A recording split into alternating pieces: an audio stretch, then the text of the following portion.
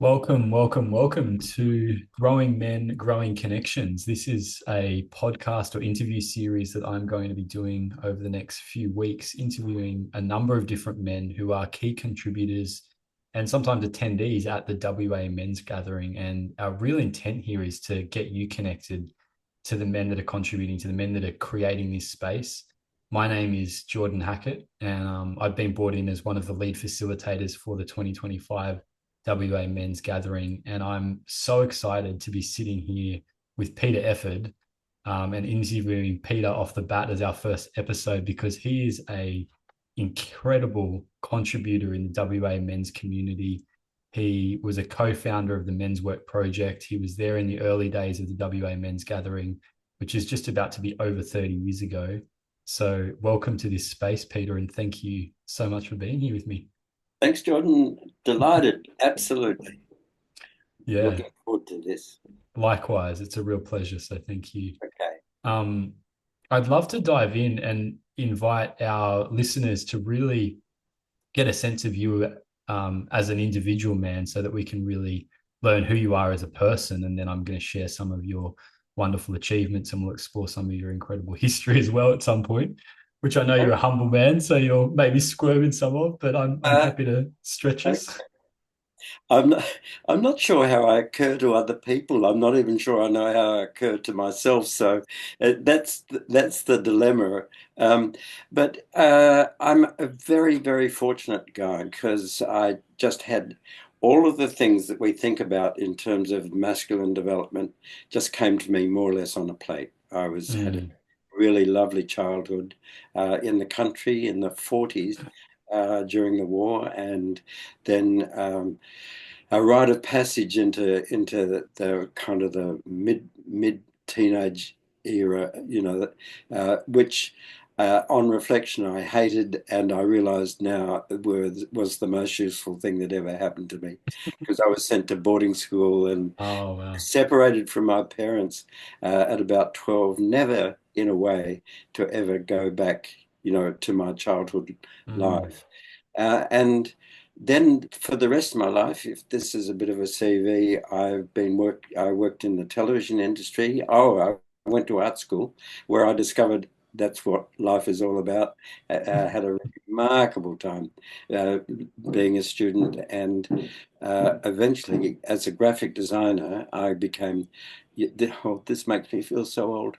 In 1963, 61, I became the first ever television designer for the ABC in Perth, which had just opened wow.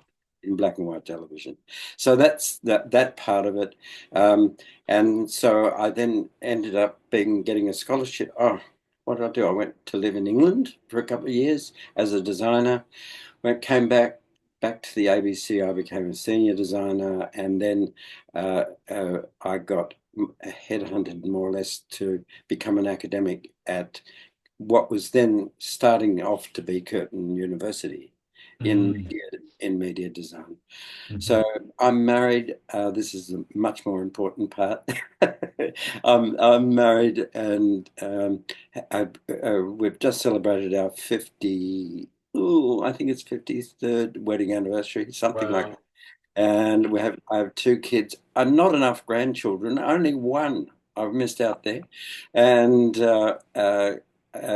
I've spent I have a dual role. I work as an artist, and I run a very successful life drawing group here in Perth. And my other role is writing about men, and particularly men's behaviour. Mm, And along the way, of course, I met Wes Carter at a men's gathering 30 years ago, and together we formed the Men's Work Project.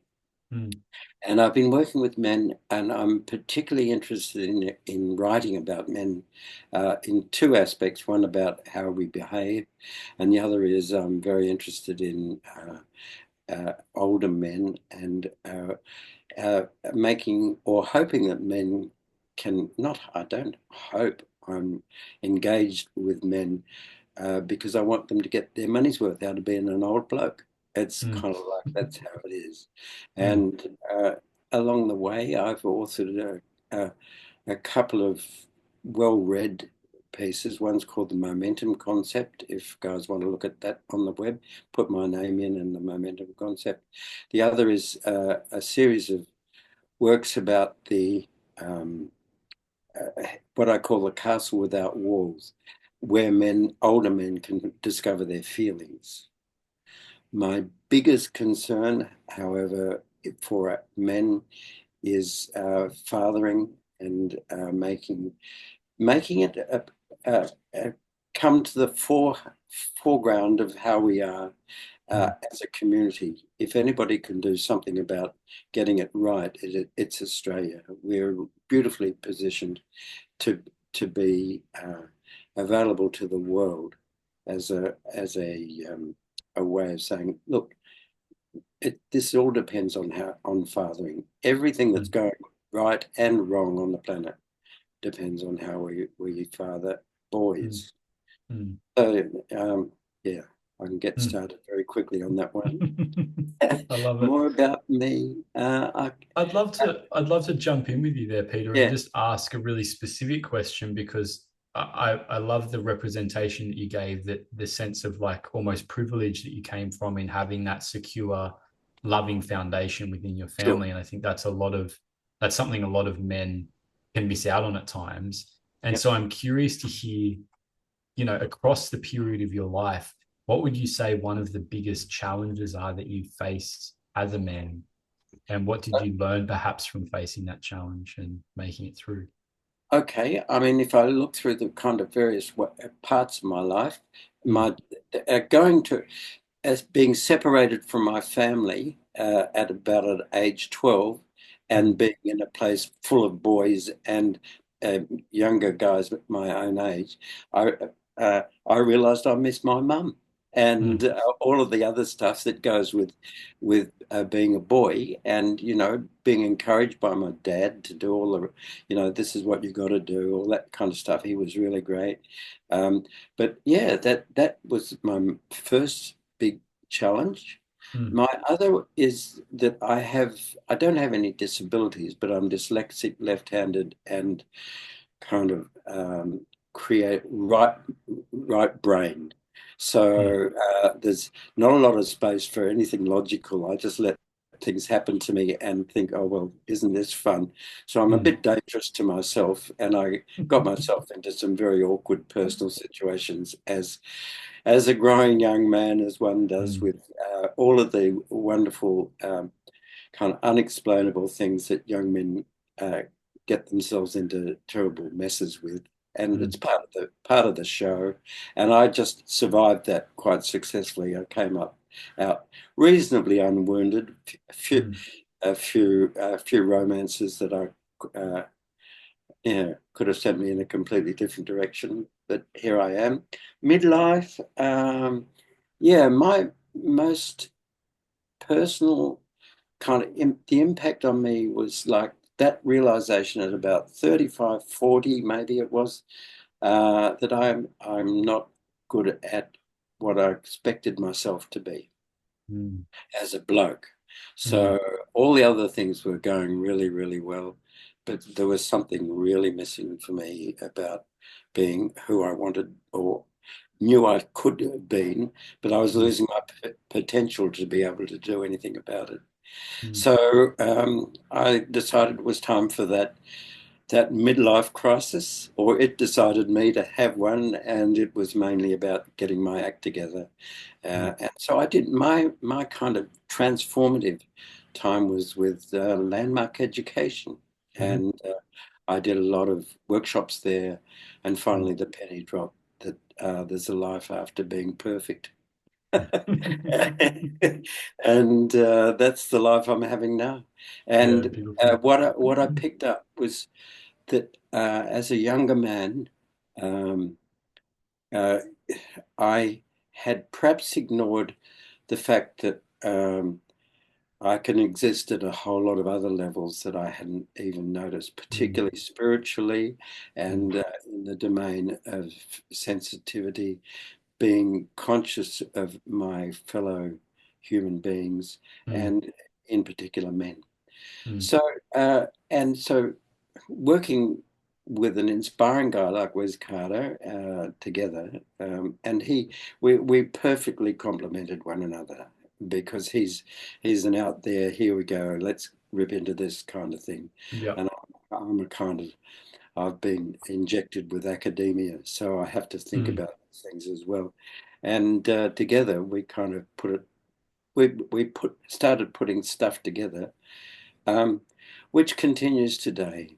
mm, And mm, uh, my role as an eldership, in terms of eldership, has been kind of, or yeah, I suspect the value, if I have some, is to do with um, having had uh, a flow of masculine developmental experiences that have really been on the right side of the road, and mm. my journey has been very, very available.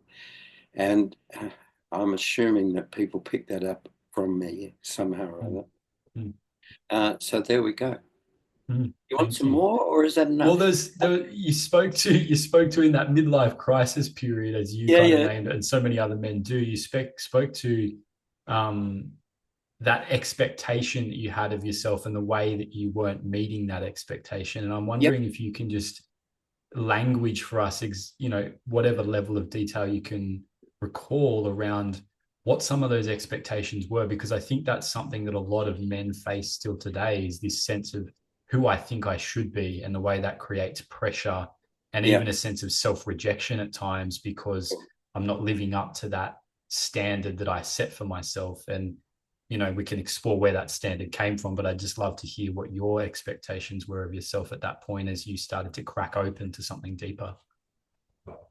Yeah, so it's when all of the things that suddenly impacted me kind of all arrived at once. I was a new father. There was a normal kind of late, kind of midlife, mortgage problems, all of those kind of things. Mm, Fortunately, a stable relationship, mm, but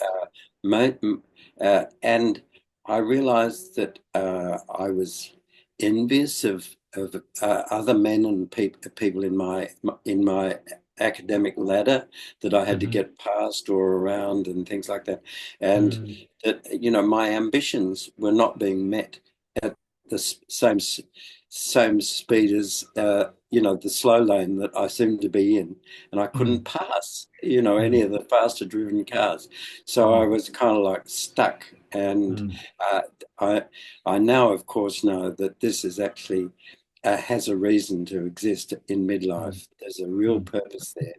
And when that terrible, not terrible, that moment when uh, one realizes that one can't be who you want to be, or, mm, and one, it's time to pull the finger out and say, here mm, we go.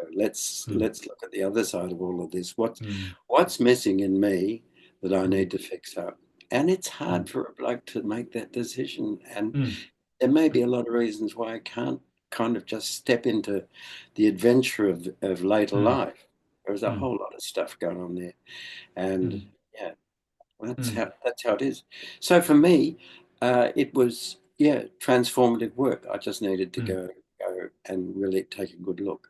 Yeah. And another part of it is that I always have my creativity. So the Mm, other lucky part of me is that I can disappear into um, my own creativity, whether it's writing or painting mm, and drawing. So I had that as a safety net to the further experiences of my life. My heart goes out to men who have no sense of what to do about themselves in this mm, situation, mm, and mm, it's so important that older men make sure those men in that crisis time are really cared for and looked after. mm, mm, 'Cause it's going to mm, happen. It's going to mm, happen mm. to us all. Yeah, I totally hear that. I feel like a big part of the driving force of my life and my purpose here, because I have been involved in men's work for the past 7 years or so, and largely in um, grown rites of initiation. So not rites of passage of boys into manhood, but rites of initiation for men who are already in manhood, but are looking for something to deepen and support them into a more conscious relationship with themselves. And something that's really driven me in sitting in that space, and often sitting with men that are a lot older than me, because I started in that space when I was like 23 years old, was a desire to be part of a movement that enabled men to be, I guess, more connected to themselves and more open-hearted in their vulnerability and their deeper emotional state, so that when I and other men hit those periods of life and other challenges, life doesn't have to kind of bang us around so hard to get us to listen, that we can be more receptive and willing Sure. to listen to the messages that are coming and make the changes that Yeah. life is asking for us, but essentially deeper parts of ourselves are asking of us. I feel like there's still a lot of, I don't know whether stigma is the right word, but I think it still has a negative tilt on it at times, the midlife crisis kind of stereotype and Sure. what goes with it. Often it's kind of flippant material purchases where men just finally remove the limitations on themselves and say, I'm just going to have that thing because I'm sick of limiting myself anymore. But I think there's actually a much deeper process that's often afoot. And when I look at the life stages of a man in the modern Western world, there's babyhood, there's boyhood, there's adolescence slash manhood, and then there's eldership. And those cycles are poorly initiated and celebrated as it is. But I think, the midlife crisis point, it really seems to be this initiation point almost of like, a man, are you willing to come into a deeper relationship with yourself and life and be more true to what is actually inside of you? So I'm just curious if you have any other words to share around how you view this time of challenge for men as an opportunity, and how they can be, even if it's just a degree or two, how they can welcome this challenge more as a gift rather than resist it as a curse almost. Sure. Well, I'm rather inclined to say, look, in another life, like for about nearly 200,000 years of your development as a man, you would have there would have been a safety net, and it would have been the Mm, elders who mm, were keeping an eye on you anyway, and say, mm, this guy's going to bounce any minute. Kind of let's make sure mm, we ease him in, and that man from his youth would have an expectation that this would happen to him. So mm, there mm, would be an expectation that, yeah, this is where it all starts getting a bit squeezy, and mm, there's another part of being a man on the other side of this, mm, and mm, it's where your ego gets kind of diffused, and you become more liberal with the generosity of yourself as a man to others. mm, And it's sometimes a great relief. I used to do workshops in this area just to see the men saying, "Oh fuck, I didn't know that this is what they're all going through." Because mm, if I'm working with a group of men, you start talking about this stuff, and they all put their hand up. Yeah, that's mm, me. mm, That's where I am right now, mm, and mm, it's a rite of passage. So it's part of the show. mm. I Yeah. love what you're speaking to there, because it is such a significant key to what's missing in our modern Western world, which is often the presence of community and real deep relationships that hold us, and eldership that hold us through these times, that we don't have to know it all alone, that we don't have to be alone in it. And I think it's a beautiful segue to talking about the WA Men's Gathering, because it's why some of these events exist. It's not by any means a replacement of what a fully formed culture used to be, but it's an effort to step in that direction where we can start to build deeper relationships and Yeah. support one another through these periods of time, and the real life challenges of what it means to be a human being on this planet. So, Yeah. Because I get a feeling that most men don't appreciate that um, their life is already patterned out for them mm, and the way that they learn uh, in terms of rites of passages from other men. That's mm, the only way, really, that men learn mm, from one another.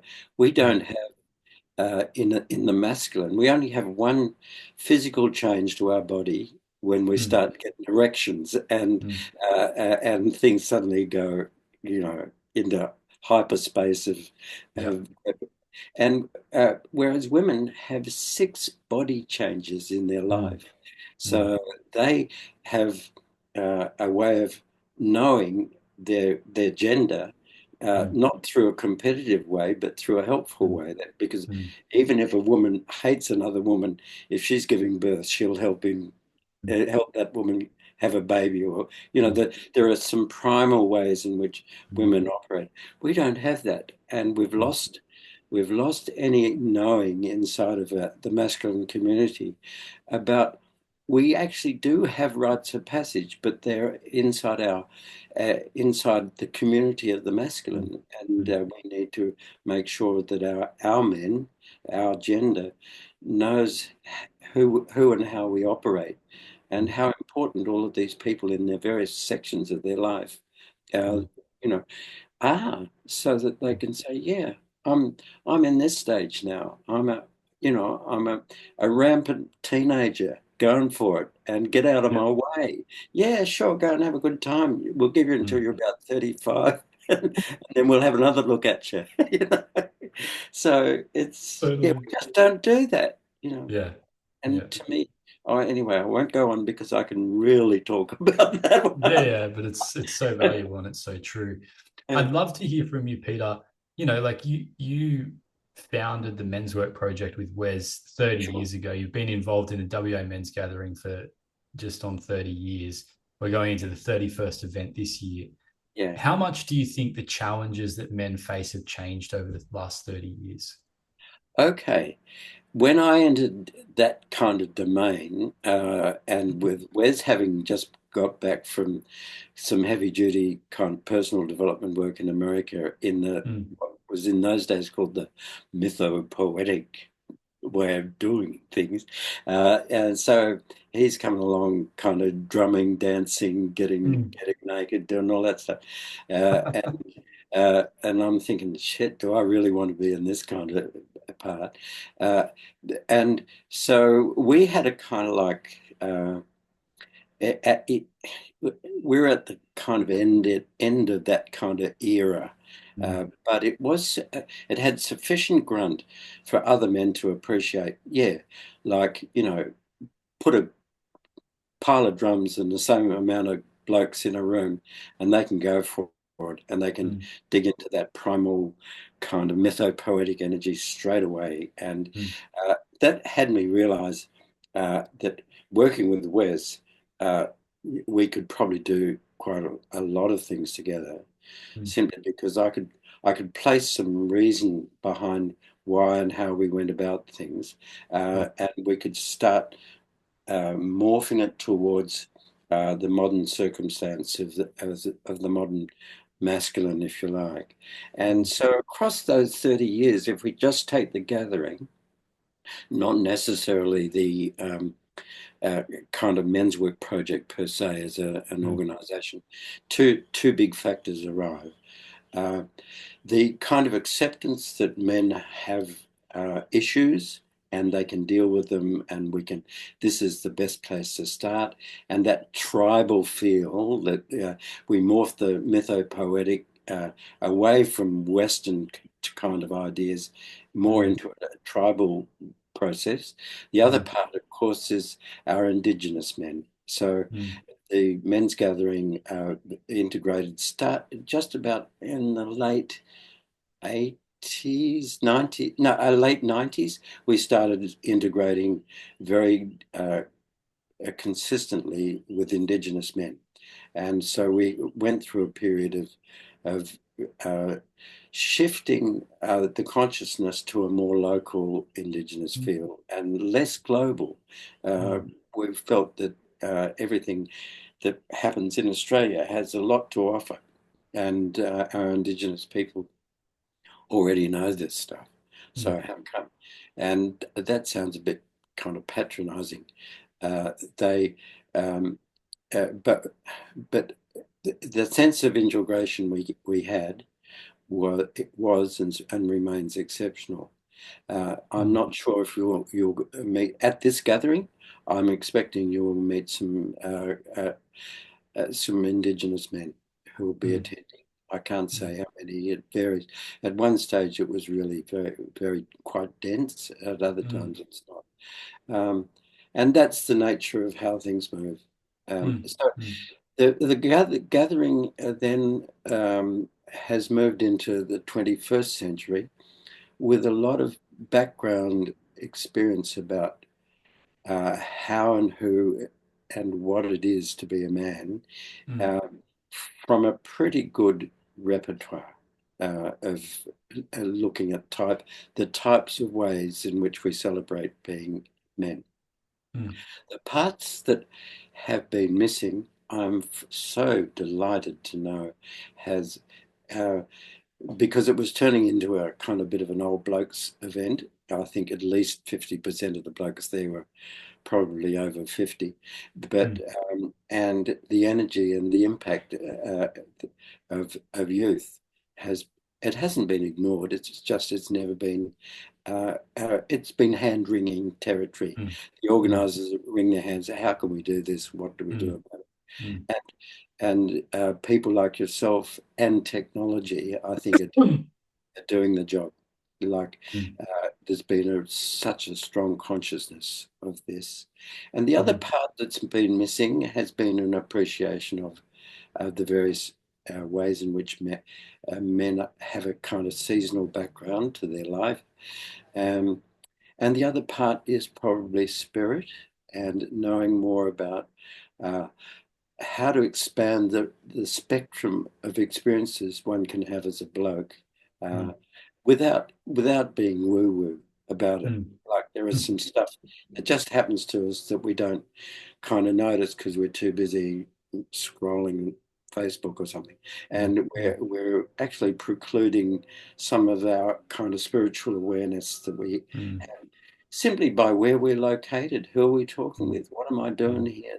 mm, Very straightforward consciousness of the masculine and the way it looks at things. mm, So our, the gaze and knowing that you're actually with other men, people, mm, you know, these guys are your gender. They're the mm, tribe, they're the group, they're the kind of, they're the nation of who we mm, are. And mm, I just, uh, I love the evolutionary concept that this gathering's been through. I guess mm. 30 goes of it is pretty good. So Absolutely. And it has to be open to evolving in some way if it's going to it survive that sure long, does. it can't Yeah. stay the same. So, Yeah. And now there is another safety net. The Australian men's movement mm, is really peaking and mm, becoming mm, very potent in it, and mm, it's and there are some exceptional peripheral, well, they're not peripheral, important processes that men can experience in mm, various ways across, you know, the high diversity of men's ability to accomplish, from men's tables to men's sheds to amazing workshops. mm, mm, If they want, if they want the mythopoetic, or if they want to get into that heavy duty bloke stuff, they can go to Tasmania and do TNG, or you know, there are so many ways. And mm, the Indigenous workshops, certainly in WA, which have sprung out of the gathering, there is now a whole raft of ways in which uh, at the gathering, men will probably find out what's going on if they want to go out on country with Indigenous people. That the residue of all of those gatherings, in a way, is just sitting there waiting to be explored by younger men if they come along. mm, I can mm. certainly let fly on all of that stuff. I'd love to hear from you, Peter, just briefly. Like, you know, there's a lot of men out there that may have heard of the gathering and never attended. There's a lot of men out there that might have considered doing anything from going to a counseling session, doing couples therapy, doing an online course, Sure. going to a men's circle. You know, there's this awakening that's happening in a lot of men. I think an awareness that, okay, this is the way my life is. Does it have to be like this? I don't want it to be like this. What do I do? And I think there's this incredible vulnerability at times of trusting some course of action and stepping into the unknown of arriving in a room or Zoom workshop or a therapy room, whatever it is, with a whole bunch of other people or one other person. And I'd just love to hear from you how essential you think it is to have these external places of support if you want to develop and carve out a different life for yourself as a man, if you don't want to just settle for the status quo. What's the necessity of spaces like Sure. WA Men's Gathering? Yeah. I mean, the reason Wes and I started the Men's Work Project was that there was no spillover into the community. Mm, Gathering was one thing, and there wasn't mm, anything left to do. mm, Now, Perth, there would be at least 60 various modalities that one could mm, move from. And the mm, gathering is pretty much the clearinghouse. If you want mm, to have a look at what's available and what's around, you'll certainly find out by going to the gathering. mm, And so even if the gathering's not for you as a participant, per se, in your current way of thinking how you want to be for the rest of yourself, it will certainly help you find out, well, what do you really want to do? And mm, might be saying, I'm out of here, but it's more likely to say, oh God, there's some guys who are doing this through art, or there's mm, some other guys that are kind of, really caring for younger men, or mm, it'll all be there on the table. mm, And this is what's on, what's going. And if they want to get into the big picture, there'll be other workshops from around Australia that will kind of be advertising, if you like, and showing up. Plenty, plenty there. It's like going to the Royal Show mm, for blokes. They can find out all this stuff. No cars, no cattle or anything like that, but at least, yeah, you can find out what's going on. So in a mm, way, it's not an expo, but because we've got too much other work to do as well. mm, But that's mm, peripheral, and it's a byproduct, and mm, it's the reason the gathering exists. mm, mm. And a I lot of love men that. say it again. I was just going to say, I love that. It's a side of the gathering that I feel like I haven't met in my own awareness because I haven't yet attended one. What I was really focused on in my own self in contributing is, the real grit and offerings that will be there in the space, and really intending to support men and help them grow and transform in the moment on that weekend. But what I'm also hearing really valuably say, which is so true, is it's also a gateway to a whole bunch of pathways that might have been just completely unavailable to you in your daily life. And if you show up Absolutely. to this space, all of a sudden, a whole plethora of opportunities unfold before you, and also connections and networks that you can then tap into. And it's like, it might seem like spending a ticket or investing 2 days to get that is a significant, price and amount of time. But Yeah. actually, when I look at how long it takes out in the world to find people that you match with, to find spaces that suit what you need, it's not always easy. So, Uh, really cutting to the chase and investing in showing up in this way for yourself, and daring to claim what you want is so yep. invaluable. Yep. I was scared shitless first gathering I ever went. I still get scared going after having gone to 30 of them. And I Mm, remember when the gathering I actually went to, I was the first to arrive. I was so frightened, and there was nobody else there. And they said, "Well, just go and have a swim or something like that."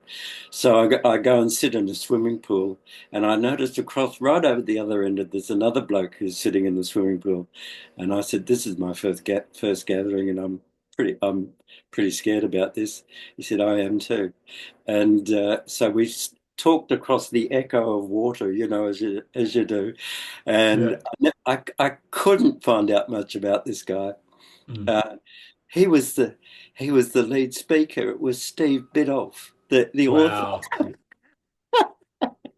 He was scared as well. Oh God. I love it. So there you go.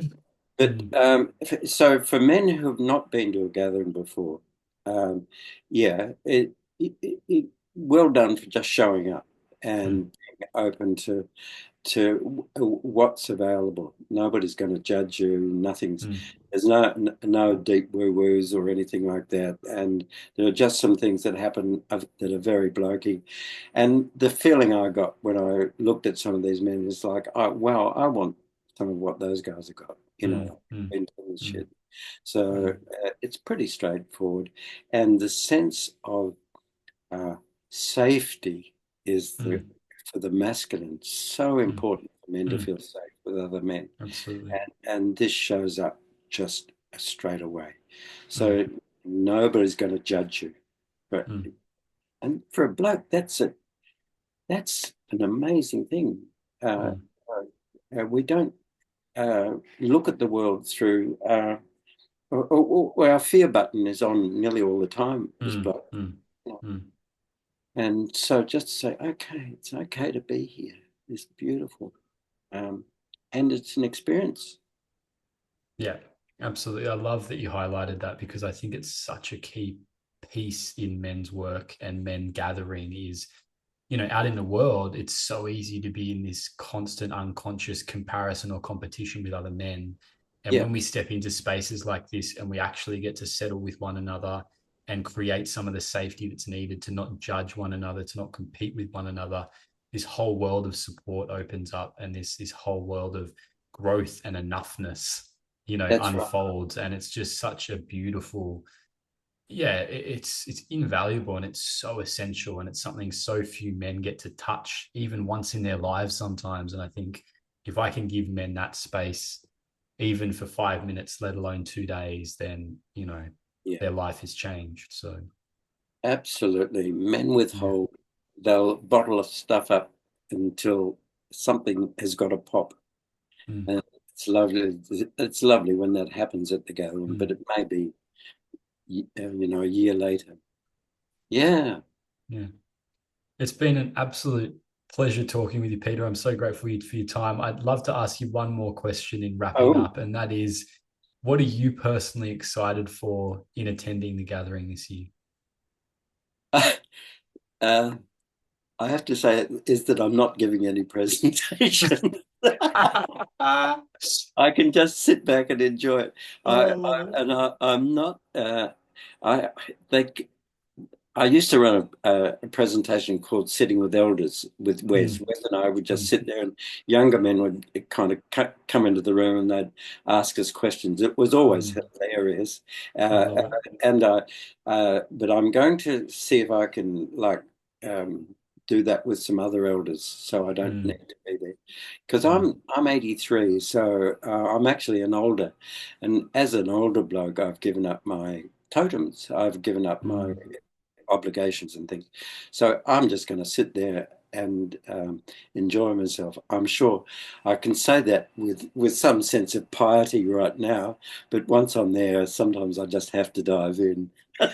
absolutely. I was thinking to myself, well, I'm sure that we can probably promise men that if they come to the gathering, they'll get an informal opportunity to do sitting with elders with Peter somewhere on the dining Yeah, room floor or something. So yeah. We get yeah. some great conversations. And the other uh, part of it, I will be doing some writing for the gathering, but Mm, the other part that I will get from it, I know, is almost a reintroduction to some domains of the masculine that have been missing sometimes from other gatherings, mm, particularly a little bit of ritual we're mm, working in a big space this time, which we mm, haven't been able to before. And there'll be some spiritual work should you want it, mm, not there because you have to. No, mm, there'll be mm, plenty of choice.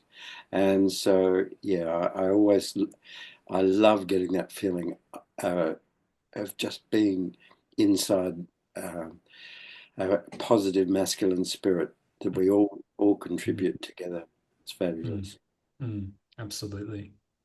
I so appreciate, yeah, everything you've offered and also your eldership. And it's something we haven't talked about a great deal today, but I know it's something that's going to be honored at the gathering and that Oh, is just a, really key.